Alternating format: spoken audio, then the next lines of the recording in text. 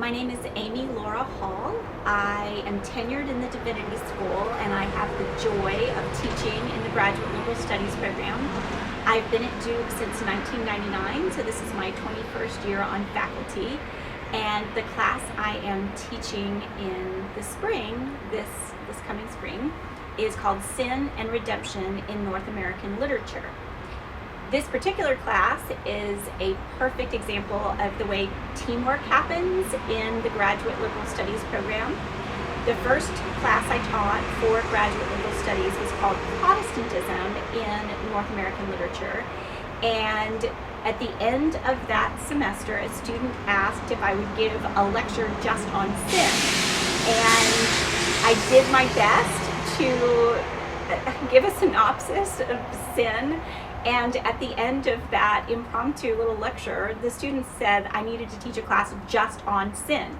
So I eventually came up with a syllabus called Sin and Redemption in North American Literature, and this time that I'm teaching it, I am going to be including some books that are new to me. I love teaching new books that are new to my own knowledge, because it helps me to learn along with the wonderful students who are in the class.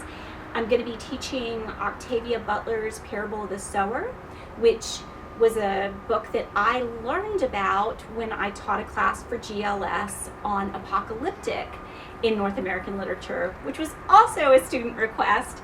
And I'm also including a book of poems by a poet who is new to me named Sonia Sanchez, and a book, we've got something by Housekeeping by Marilyn Robinson. The class is going to be an interesting, complicated combination, because we're not just talking about